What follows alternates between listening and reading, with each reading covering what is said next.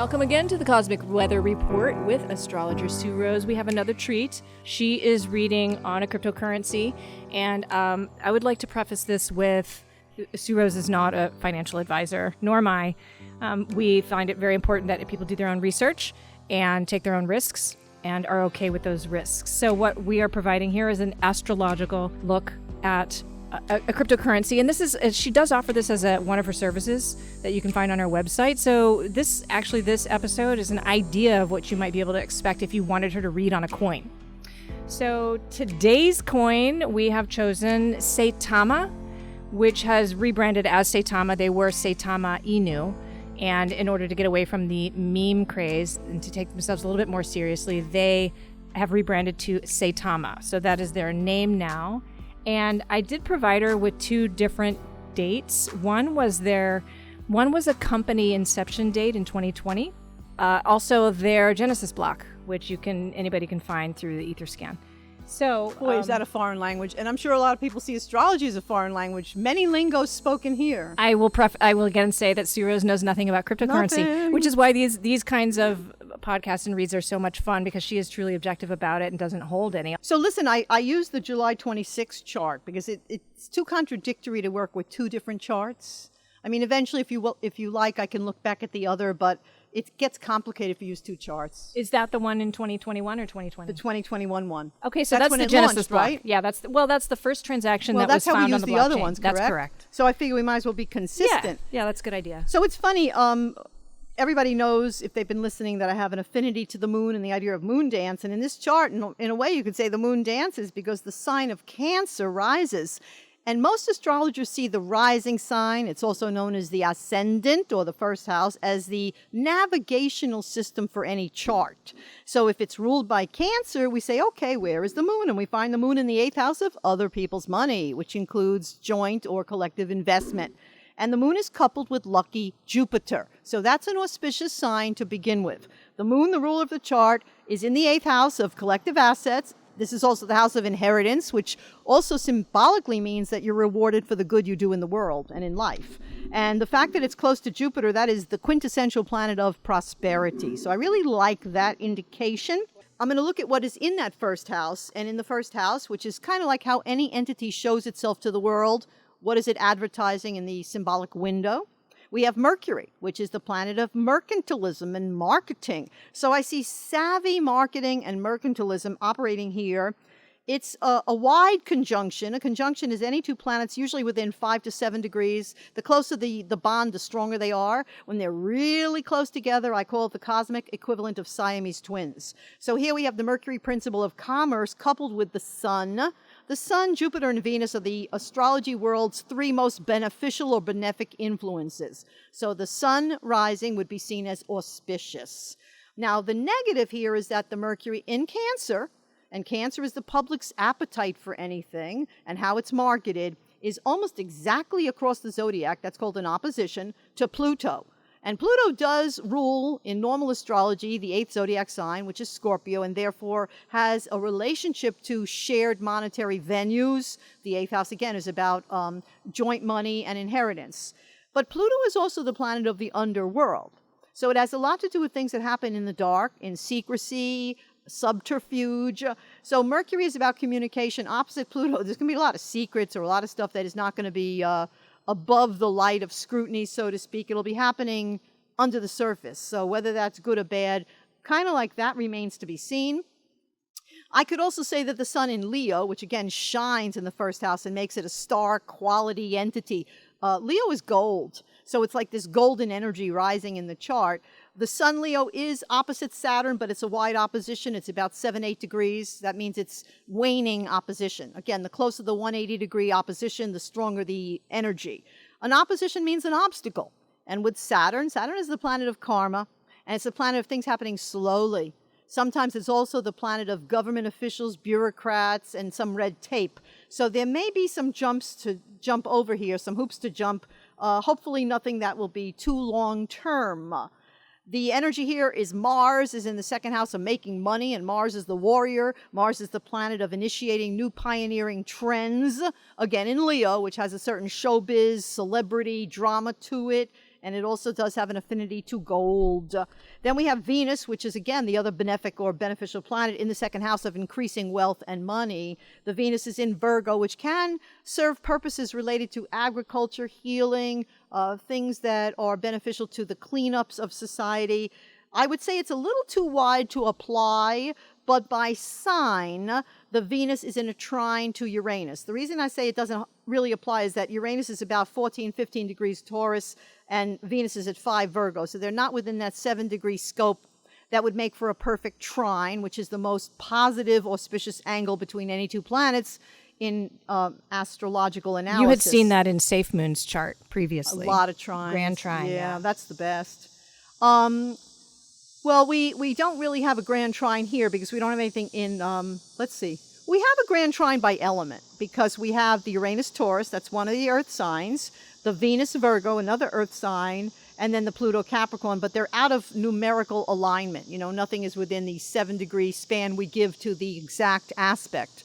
But by element, it's grounded. By element, it's got a trine going. It's just not as strong as that other one that you just mentioned. For protection and things like that. Exactly. The two planets that meet in the 8th house, including the ruler of the chart, the moon, which is in Pisces. When we see planets in Pisces, we say, okay, what is Neptune, the ruler of Pisces, up to? And the Neptune is in a good bond to Pluto. The Neptune is situated about 23 degrees of Pisces, favoring Pluto at about 25 of Capricorn. Those are 62 degrees apart. That's called a sextile, based on the idea of the Star of David and the harmonic trines, one overlapping the other. So what this means in English is that it looks like a lot of foreign investors. It looks like people, you know, the 9th house is about global. And the Pluto is in the 7th house of partnership. That's the secrecy planet. But it's picking up support from Neptune, which is in the 9th house of, basically that's the house of law, religion, philosophy, foreign travels, foreign persons. The legal system might be friendly to this one in time.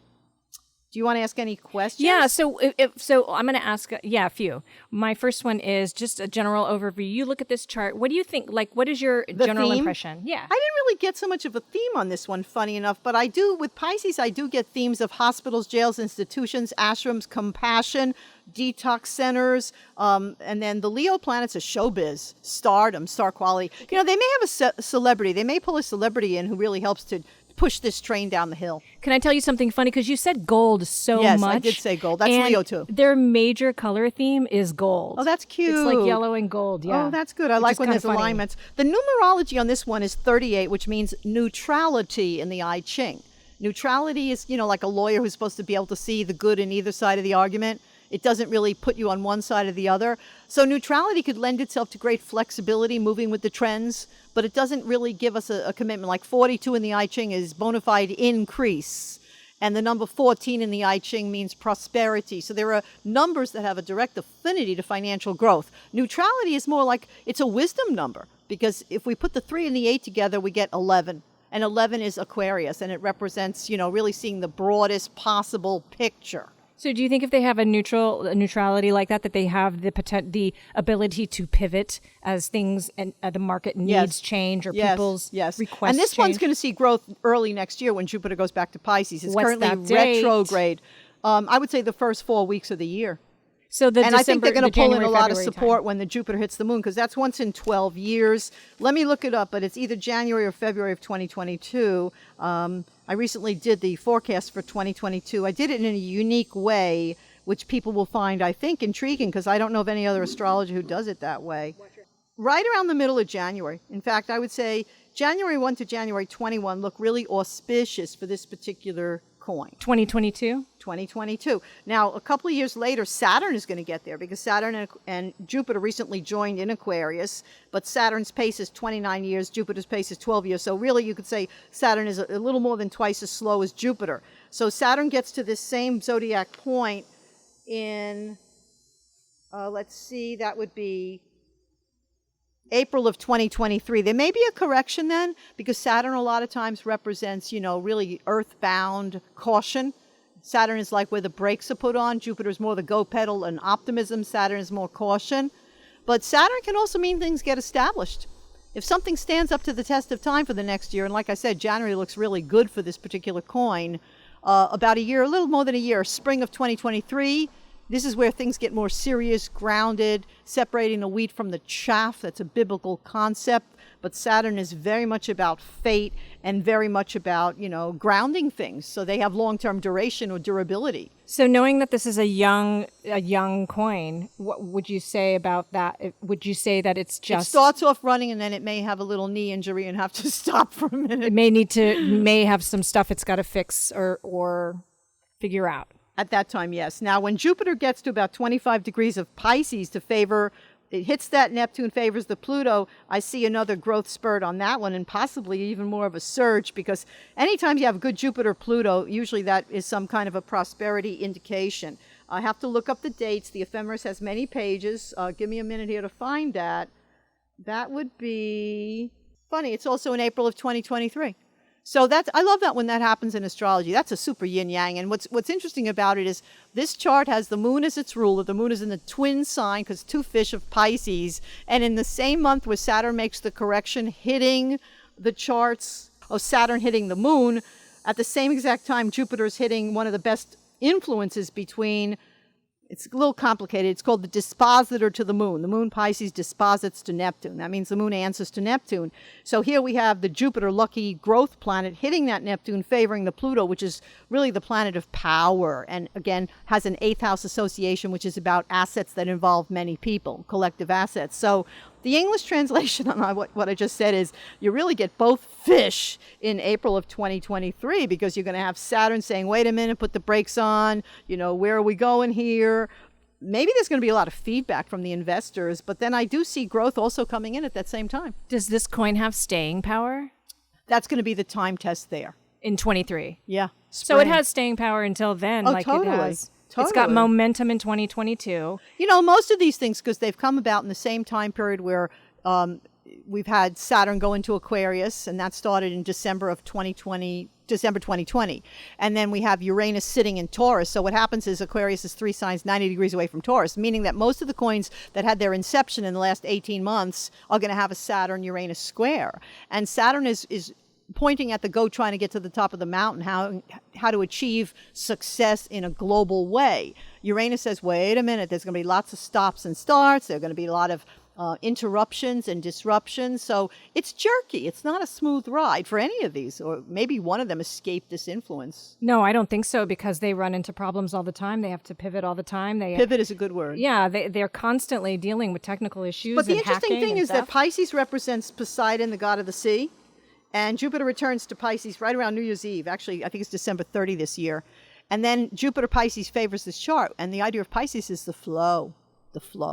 You know what I mean? So there's going to be a lot more flowing now when Saturn gets to that moon, because Saturn is the get real planet, get down to business, get serious planet. It's a 29-year orbit. So Saturn can only meet the moon in any chart once in 29 years. That's the one that's March of 2023. But it happens in synchronicity with Jupiter, which is the planet of faith. You can make it happen. You can visualize it. The prosperity planet favoring. Is it possible the influence brings in people taking it seriously? Yes. Okay. Yes, it does. Being like a serious contender out there. Yes, it does, because the growth one is happening at the same time, that's going to be like, I had a friend, this is a little bit off topic, but it relates by metaphor. And he was a kayak guide around Delaware and Maryland, and they were going to do some developmental project. He took people out to prove that a certain bird that was said to be extinct still existed, and darn if that bird did not show up. So sometimes a little thing can change the course. Right. And I think just when the serious, the gavel is coming down, Saturn actually rules courts and judges. So when the judge is ready to put that gavel down, boom, in comes this growth spurt. Right. In the spring of 2023. Surprises, I think, is one word for this one. Shock value. Do you want to know what they do? Have no idea. Tell me. Okay, so their main focus, first of all, I'm going to say that nobody knew anything about them. They were working in secret. Oh, that fits that Mercury, right? Pluto to They worked in secret they worked really, really hard, it looks like, for at least a year. Okay. Developing their products and services. They did not start talking about it until they were ready to launch and until their security verifications were almost complete, because their security verifications are quite significant. They're working with CerTIC. and they just now launched. And what they're doing is they're developing a suite of investment tools for the younger generation for them to be excited about That fits cryptocurrency. Leo. Leo is Apollo, the young god. I like that. It fits Leo. Right. So they're going after the younger generation, the people who are good. interested in cryptocurrency. Also, it's about education, educating the investors and providing the tools necessary to be able to be an investor in this space. Okay, so on that, I'd like to add that Uranus is high awareness. It's the top of the 3 air signs, meaning direct cognition. And Uranus is in the 10th house of career and like long-term professional goals. So that would really fit the educational component. And the North Node, which is the sole purpose, if such a concept can be put on an entity of this nature, is in Gemini, which is commerce, communication, teaching, learning, writing, and sales. And I should tell you, their number one thing that they want to do is to stop FUD amongst the community. So what they do is they really, really honor communication. They're constantly available to answer questions. I got a mixed vibe on that one for 2 reasons. First of all, the ruler of the chart, which is the moon, Pisces, is in the 8th house, which is the normal Scorpio house, i.e. secrets and not everything being clear. Secondly, guess what sign it's in? Pisces. So that's the double sign. So my feeling is that there's, you know how they say that, corrupt corporations always have 2 sets of books. One they show to the IRS and then they keep a separate set. I don't think everything's going to be transparent here. Well, probably not the scary chart. stuff, right? Like, we got to Okay. fix this before we launch. Let's not tell anybody. Okay, I mean, I think Uranus in the 10th house is very, very good. It's a planet. Basically, Uranus is Aquarius, which is shocks and electricity. You can't hide your light under a bushel. Ditto for planets in Leo, a fire sign. So obviously, there's going to be a lot of stuff that's going to come out. It just seems to me, though, the Pisces planets are going to keep some things. Maybe it's like you said, security code stuff I could never understand in a million years, in a more like a kind of like symbolic Fort Knox. Yeah. Okay, that would fit. Yeah. Because we wouldn't know, like, the troubles they've seen. You know what I'm saying? We just know the products are secure. And then I just got that because next year, when I say God, I mean an intuitive pulse came through me. I believe you can progress an entity's numerology the same way I would a human being. So if it's 38 neutrality when it started in 2021, it's going to be 39 challenges next year. And we could look at the 3 as immediate sales and the 9 as more global. Again, I see a potential bifurcation. That may be what happens in March.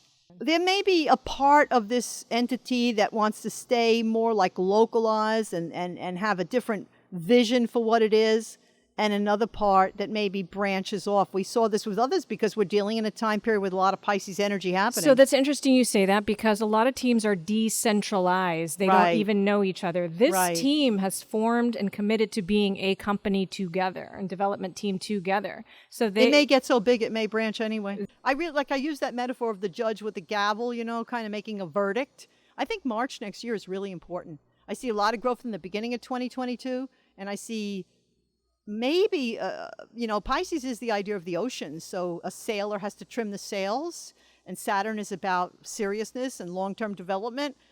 Maybe there's some challenge or redefinition happening around that time. So that's very exciting. So for a coin or token that's way under a penny in cost. Wow. This would be, how could you lose? Yeah, this would be about getting in really early right now in these inception days. And let me just ask you one quick question before we wrap this up. This will be like a little cherry on top. Okay, cherries. Okay. Do you see in this particular case during the September into end of October time period any influence that may help them? Well, it's interesting because we have a new moon coming up in Virgo, and that's on September 7, and that will hit the money house of this chart.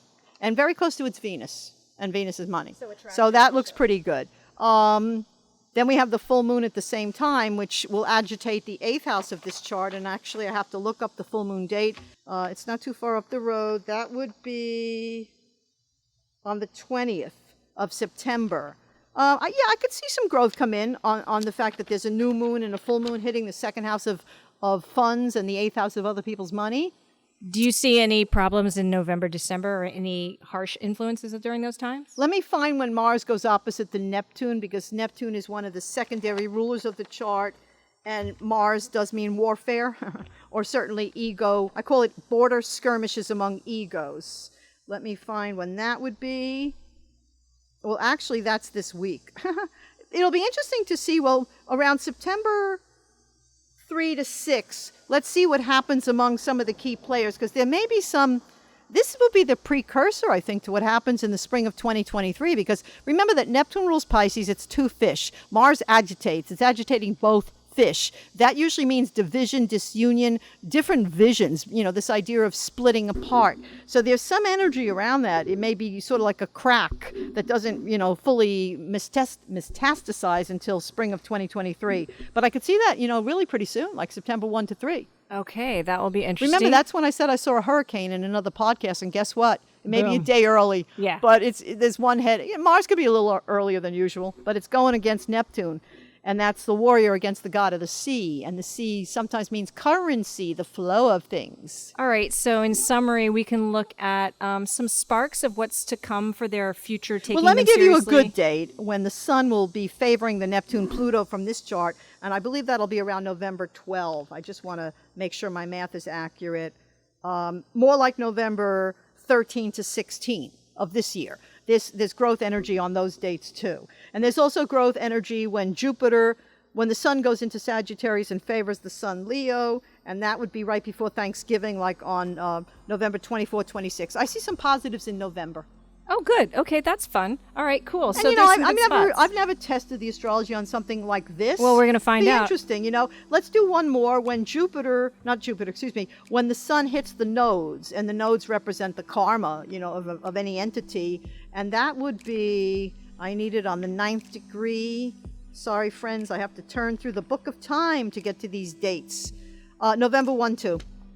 Those are dates people interested in this should write down. Of 2021. Yes, exactly. There's a lot of dates you provided. Thank you. That's You're really very cool. welcome. I look forward to, I'm going to write these down and I'm going to put them on a calendar and I'm going to see. And I want to learn how to buy this kind of stuff because, we may need a fail-safe against monetary fiat currencies. We may. I know we do. I just don't want to depress or scare the heck out of people, especially people with pension funds and everything they have. And Well, hopefully paper those funds stocks. will be, migrated over. Somebody frankly. should start migrating I'm before we sure get they in on are. the gold rush, though, I'm right? sure they are. After the flood. Okay, well, thank you again, Sioux Rose, You're for welcome. everything. You can find her products and services on her website at SiouxRoseAstrology.com. Spelled SIOUXROSC. A lot of people think SUE. Okay, and also you can see the link at the bottom in the summaries of the podcast and also the video. Okay, everybody, how do you say, may the stars be with you? May the stars be with you. Remember in the Hunger Games, what was it? And may ever the odds be in your favor, yeah. right? That was Yes. pretty, when they know somebody's going to die. Yeah, That was pretty horrific. That's not what we mean by All that. right. God bless everybody.